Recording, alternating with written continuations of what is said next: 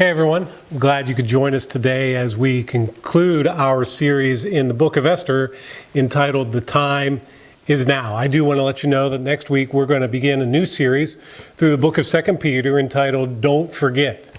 There are some very important things that Peter is writing in that letter where he's telling believers to remember some very important things. So don't miss that as we look in 2 Peter starting next week. But today we are concluding this series in Esther entitled The Time is Now, and we've been looking at the different characters throughout the book of Esther, and today we're going to look at a character in the book of Esther whose name is not even mentioned once in the entire book. But as we start here, I want you to think about how God really just works behind the scenes in everything in the world around us. I remember when I was in third grade, our third grade teacher introduced my entire class to a new game. It was a game that I had never been exposed to before in my life. It was the game of chess. And she showed us the chessboard. She showed us all the different pieces that go on the chessboard, how each of those pieces move differently, and really how to play the game and how to ultimately to win the game. And I became enthralled with the game of chess. I remember in third grade going to the library and I checked out a library book on chess and how to play and really found myself wanting to play chess with everybody that I knew. After our teacher taught us how to play, she put together a third grade chess tournament and paired us all up, and we worked through it on our recess time in third grade. And I don't mean to brag, but I ended up winning that chess tournament, and I was very proud of myself. And I remember I was walking through the classroom and I was saying about how I had beat everybody in the class in chess. And my third grade teacher then said, well, there's one person you haven't beaten. And I thought for a little bit, and she was right. I hadn't played every person in the class, but I beat everyone that I played, and I won the tournament. So I really wasn't sure what she was talking about. And she said, you still haven't played me. And so I sat down, my third grade teacher across the table from me, and we started to play the game of chess. All my classmates gathered around to see how this game was going to go. And I remember very vividly thinking, as the game started, I was taking some of her pieces off the board. She was getting some of my pieces, but I thought I was doing really well. And she was making moves that didn't make any sense to me. And I thought that was strange that she would make the moves that she was making. And inside, I was thinking, boy, I really have a chance to win this game. And no more than I had thought that 3 moves later, I was in checkmate and I lost the game. Because what was happening was, as I was watching the game unfold, I was looking at each individual move that was happening. However, my teacher had a purpose for every single move that she was making. And she wasn't looking at just the individual move. She was willing to sacrifice a rook or a pawn or something like that because she had a bigger view in mind. She saw the moves that she was making that was ultimately going to allow her to win the game.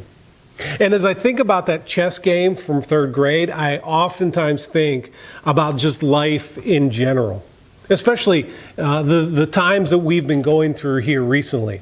We look at pandemics and we watch natural disasters happen, and we see a lot of civil unrest that it's transpiring across the world, and we wonder what's going on here. We wonder, is God in control? We wonder, what is God doing in the midst of all this? Does God even care?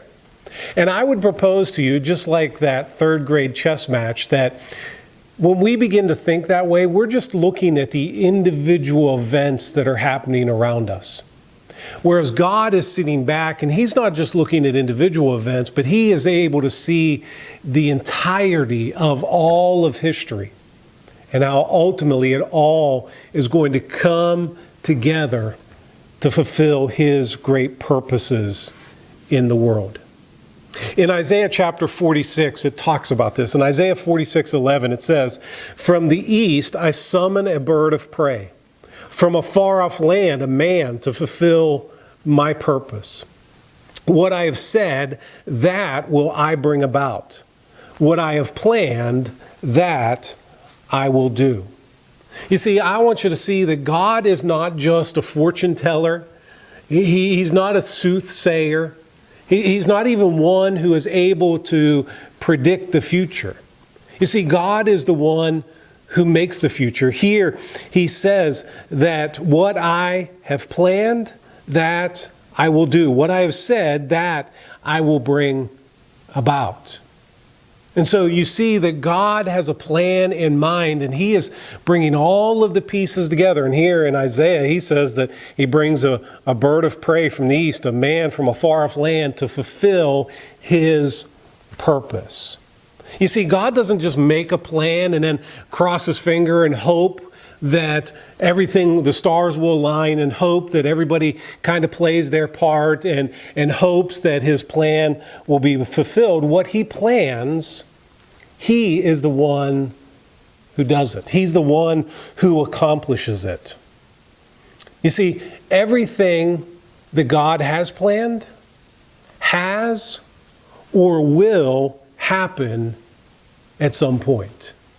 And what God is doing is he's taking all the events and all the circumstances and all the things in our individual lives and corporately throughout history, that he's weaving all of those things together to accomplish his great purposes. And so we come here to the book of Esther and we see God doing the exact same thing in this amazing book. Some people have asked, they kind of debate over who the hero of the book of Esther is. Some people say that Esther is the hero of the book because she's the one who was willing to sacrifice her life and go to the king. And of course, the book is named after her. Other people say that no, not Esther, but Mordecai is the hero of the book of Esther, because Esther ends this way in Esther chapter 10, verse 3. Mordecai, the Jew, was second in rank to King Xerxes, preeminent among the Jews, and held in high esteem by his fellow Jews because he worked for the good of his people and spoke up for the welfare of all the Jews. But I would say that it's neither Esther nor Mordecai who is the hero of this book. I would say that the hero of the book of Esther is the same one who is the hero of the entire Bible, and that is God himself. And though we do not see God's name anywhere in these 10 chapters in the book of Esther, we can see God's fingerprints all over these 10 chapters in the book of Esther. And so I want to look at that today, and I want to give you a truth that hopefully will allow you to walk through this life and be able to look at the circumstances and the events that are transpiring all around you and understand that it's God who is in control. And so I want you to see here today is God's providence. You see, the truth that I love most about the book of Esther is the fact that God, in his sovereign providence, is in control of all the events that happen. You see, some people will disparage the book of Esther and wonder why it's even in the Bible, because God's name is never mentioned. And though God is not seen, it's evident that he is behind the scene. That he is the one who is working and bringing all of these things together. And contrary to how we see God work in many other books of the Bible, in Genesis and Exodus and throughout the Old Testament and even into the New Testament, where God did many miraculous things. He parted the Red Sea, and God sometimes came through miraculously and gave great victories in battle. But what we see here in the book of Esther, God never once does anything miraculous, but God is still at work in the mundane. And what we see here in the book of Esther is a bunch of cosmic coincidences that God uses to bring everything together according to his plan to fulfill his purpose. I just want you to think. I know we've kind of walked through the book of Esther a few times through this series, but I want you to think about all the events that have transpired in the book of Esther. right? It just so happened that Queen Vashti refused to come before the king, and it just so happened that the king got upset with her, and it just so happened that the king had her banished. As a result, it just so happened that the king now needed a queen, and so he gathered all the young ladies in the kingdom together, and it just so happened that he chose Esther above all the other young ladies. It just so happened to be that Esther was a Jew. It just so happened that her cousin was Mordecai, who one day, as he was sitting in the city gates, just happened to overhear the plot of two guys who were thinking about putting the king to death. He then relayed that information to Esther, who then gave the information to the king and saved his life. It just so happened that those things were written down in a book, and it just so happened that even though Mordecai had saved the king's life, he was not recognized, he was not honored, he was not even rewarded for what he had done. It makes you wonder what's going on here. It just so happens that next, there's this evil, wicked man, Haman, who is elevated to the second highest position in the kingdom.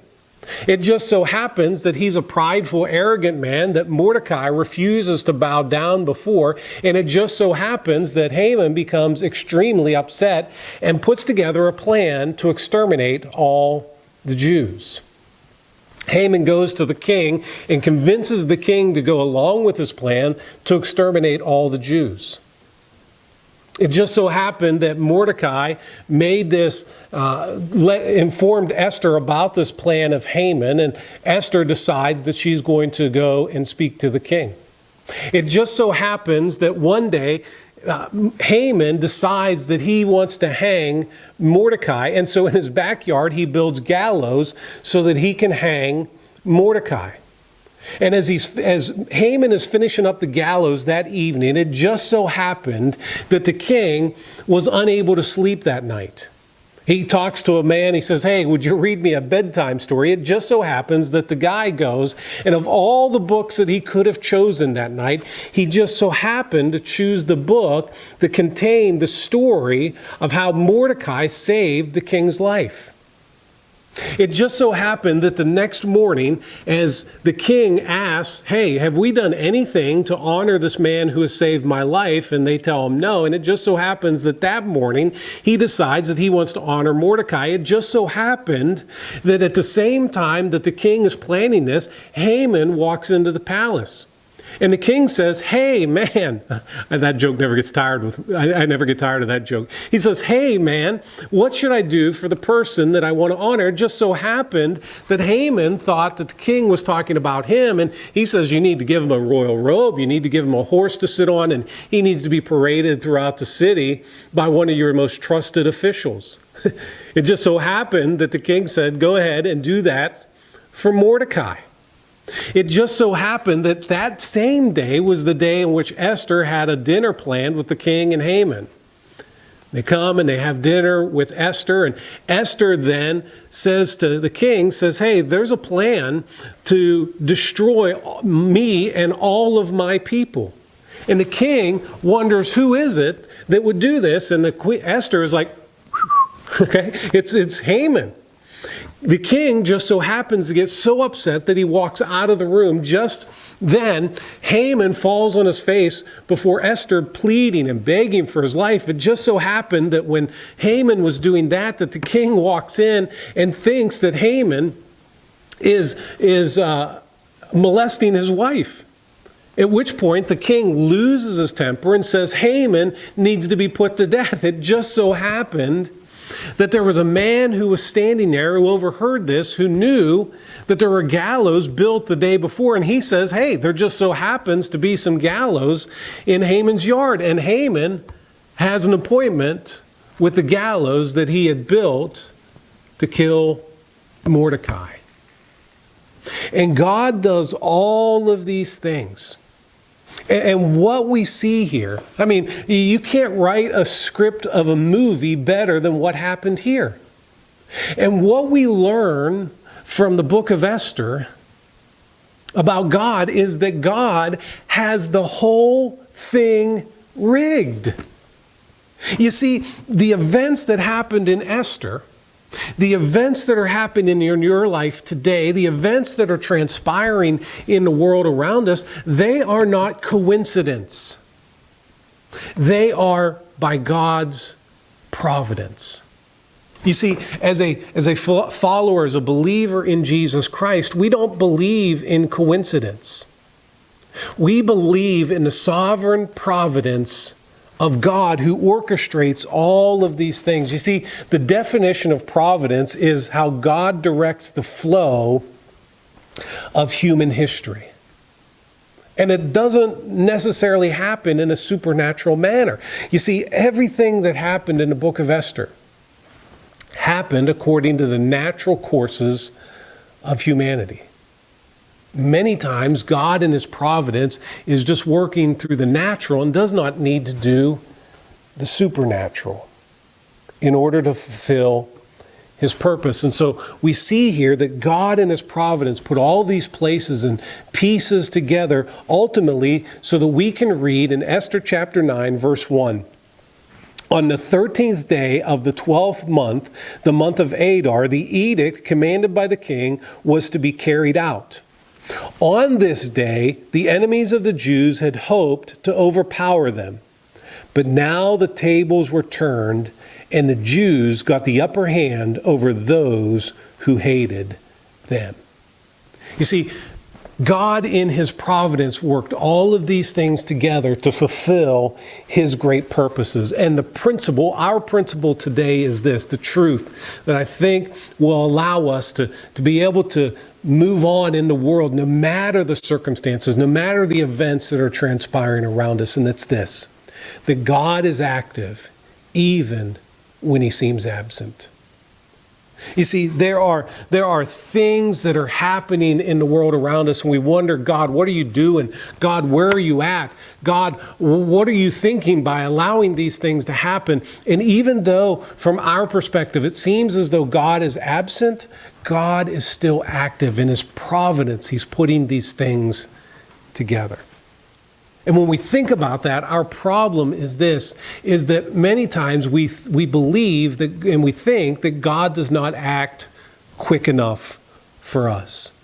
I mean, I want you to go back to the book of Esther, and just put yourself in a moment in Mordecai's shoes. I mean, why did God not allow Mordecai to be honored or recognized when he saved the king? Why did God allow Haman to take such a powerful position within the kingdom? Why did God allow Haman to convince the king to exterminate the Jews? Why did God wait until Haman had the gallows built in his backyard? And you see, God, many would be standing around and saying, God, you're not doing anything here. It seems as though you're absent and you're not paying attention to what's happening. And what God is saying, He's saying, just give it some time. I'm reminded of an old Chinese proverb of a man who owned a horse. And one day his horse escaped from the enclosure and ran off. And the man's neighbors came and said, this is so terrible. It's bad that your horse has ran off.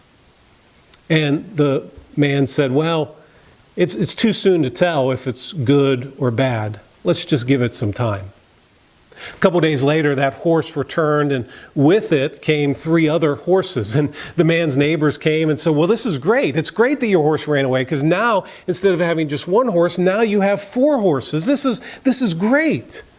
And the man said, well, it's too soon to tell. I don't know if it's good or bad. Let's just give it some time.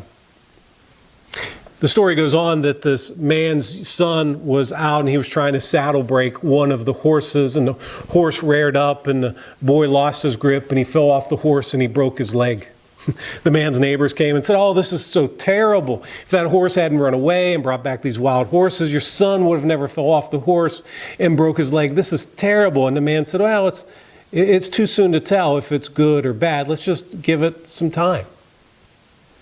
A couple weeks later, the army of the kingdom was coming through the village, and they were rounding up young men to go fight in the war. And They came to this man's house and they passed over his son because he had a broken leg, couldn't fight in the war. And the man's neighbors came and said, well, this is great. It's great that your horse ran away and your son broke his leg. Now he doesn't have to go fight in the war. And the man said, well, it's too soon to tell if it's good or bad. Let's just give it some time. And you see, that is the problem that many times you and I have. We look at our particular events and circumstances in our life, and it's just too soon to tell if it's good or bad. And even though God seems as though he is absent, he is active. Even though he's not seen, he is behind the scene. The book of Esther really can be divided into two parts. In chapter 1 through 4, we see the Jews are threatened. In chapters 5 through 10, the second half of the book, we see the Jews triumphant. And imagine if you did not know how the story ended and you read through those first 4 chapters and you see those events that are happening.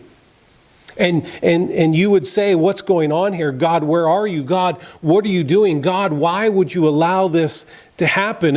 And think about if you were Mordecai or Esther or one of the other Jews living during that time, you would go to your pastor, you would go to a counselor, you would go to a wise man and say, and ask what is happening. And I'm sure their answer would be, we have no idea what's going on here.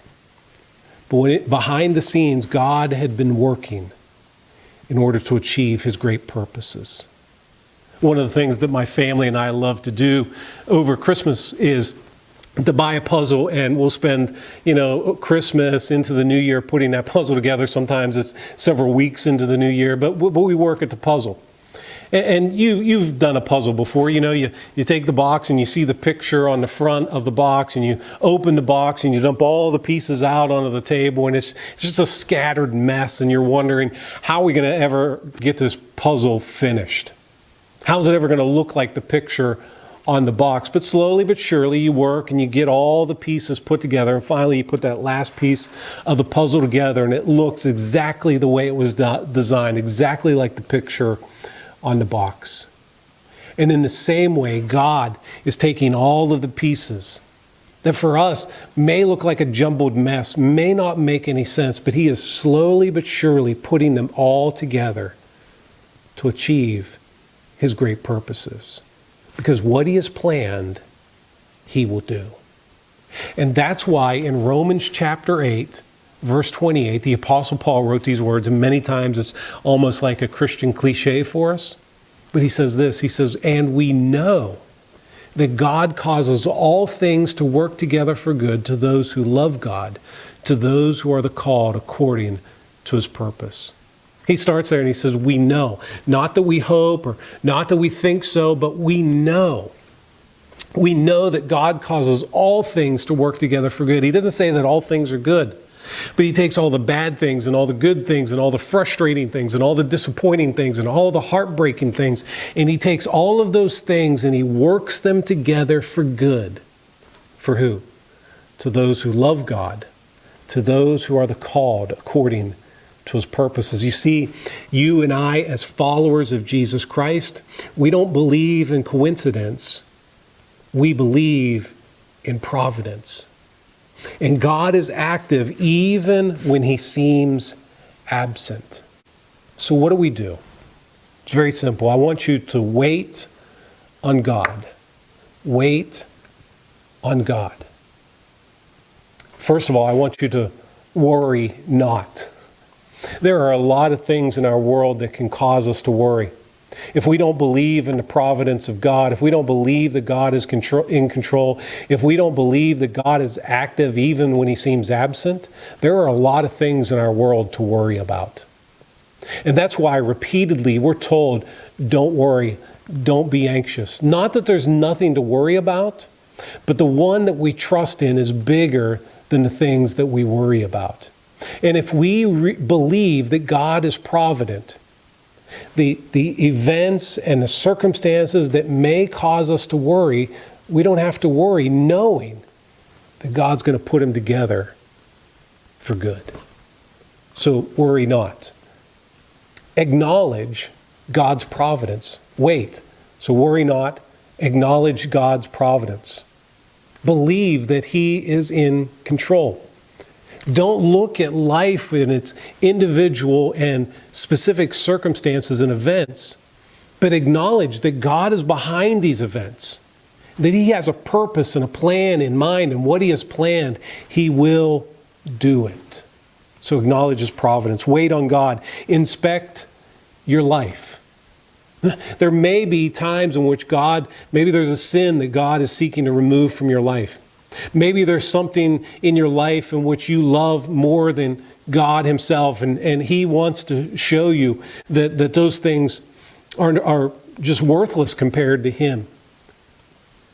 And so He's allowing these things to happen in your life so that you can inspect your life as you wait on Him. And then finally, talk to Him. Wait.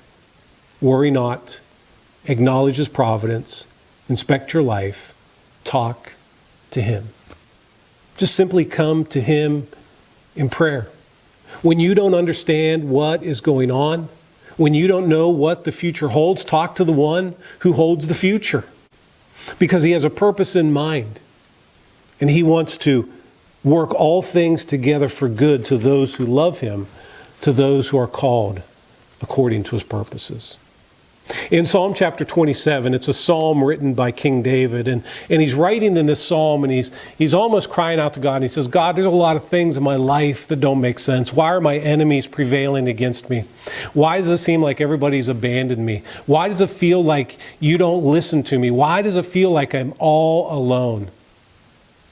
But then David comes to the end of the psalm and he says this. He says, I am still confident of this. Even though the circumstances are not turning out the way I would like, I am still confident of this. I will see the goodness of the Lord in the land of the living. Wait for the Lord. Be strong and take heart and wait for the Lord. You see, David said, I am confident that I will see the goodness of God in this life. All I need to do is wait. Right now, it doesn't look like it, but God is active even when He seems absent. And He says, I will wait on the Lord. I'll be strong and take heart, and I will wait on the Lord. If you watched my devotionals this week on First of the Week, I shared with you a story of something that I have waited for 20 years. I have been praying for 20 years for my dad to come to faith in Jesus Christ. And over the last couple of months, my mom has been going through some very severe health-related issues. And actually last weekend, we weren't sure if she was even going to make it and thought maybe she was going to pass away last weekend. And my mom is a believer, and I know that she's going to go to heaven. And so on Monday, I had an opportunity to talk to my dad, and we were talking about life and death and just really what happens after this life. And I shared with him the truth of the gospel of Jesus Christ. And there at his kitchen table on Monday, my dad prayed to receive Jesus Christ as his Savior. And I really believe that God had been working over the last several days, last several months, years, even the last couple of decades, to really put all of the pieces together for my dad to come to that point of trusting Christ as a Savior. And there were times in those 20 years where I was wondering, is God listening? Is God doing anything? But slowly but surely, God was putting all of these pieces together in His providence to accomplish His purposes. God is active even when He seems to be absent. And there are no coincidences. There are no accidents in your life. But whatever you're going through today, God is putting it all together for His glory and your good. I heard a story about Cherokee Indians. And when a young man is about ready to enter into adulthood, he is taken out into the woods. And he has to spend the entire night in the woods by himself. Not only just in the woods by himself, but he has to stand in front of a tree, blindfolded the entire night. So they put the blindfold on him, and there he stands through the entire night. And I can imagine the fear and the anxiety and the nervousness that must well up inside this young boy as he hears maybe wild animals in the background. Every twig that snaps, every time the wind blows and rustles the leaves, I'm sure he gets a little anxious.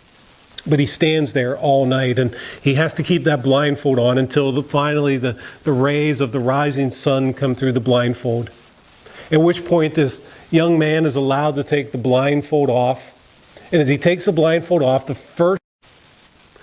because what he plans, he will do. God is active even when he seems absent. The time is now for you and I to trust in the providence of God in everything that's happening in our lives and in the world around us. Father, we thank you for your word today. I thank you that with you there are no coincidences, only your providence. And so I pray for whatever circumstances or situations or events that are happening in the lives today, that we would trust in your providence, that we would wait on you. And so we thank you that you are sovereignly in control of all things. May we rest in that. May our hearts find comfort in knowing that you are going to do what you have planned to do. And so we thank you and pray that we would be able to worship you and praise you for all that you have done, are doing, will do in us and through us according to your great providence. And it's in Jesus' name we pray. Amen. Thanks for joining us today. I can't wait to see you real soon.